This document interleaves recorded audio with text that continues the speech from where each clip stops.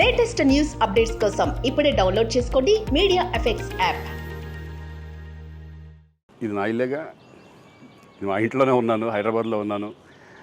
So నేను విన్నాను పొద్దున్నుంచి, నాకు ఫోన్లు రావడం జరిగింది. నేను కూడా వీడియో క్లిప్ చూశాను. మన మీడియా మిత్రులు చాలామంది నన్ను అడిగి క్లారిఫై చేసుకున్నారు. వాళ్ళ దాంట్లో రాలేదు నాకు తెలిసి. చాలా ఇట్లా శ్రీకాంత్ ఇలా బెంగళూరులో రేవ్ పార్టీకి వెళ్ళాడు, హేమ వెళ్ళింది, ఈ టైప్లో ఏవో వచ్చినాయి. నిజంగా నాకు నవ్వు వచ్చింది. ఇంట్లో వాళ్ళందరూ నవ్వుకున్నాం.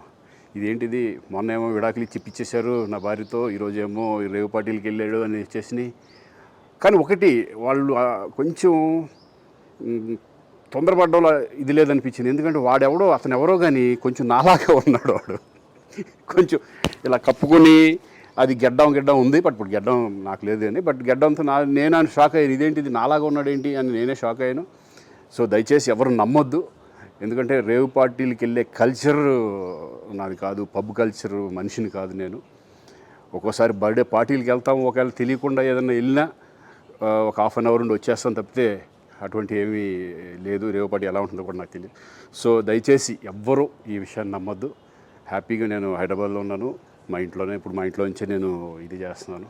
సో దయచేసి మీడియా మిత్రులందరికీ కూడా నేను చెప్పేది ఏంటంటే, ఏ విషయం కరెక్ట్గా తెలుసుకోకుండా మీరు కూడా థంబ్నైల్స్ పెట్టేసేసి నా బొమ్మ వేసేసి రేవ్ పార్టీలో పట్టుబడ్డ శ్రీకాంత్ ఈ టైప్లో వేస్తున్నారు. కాబట్టి దయచేసి ఎవరు నమ్మొద్దు.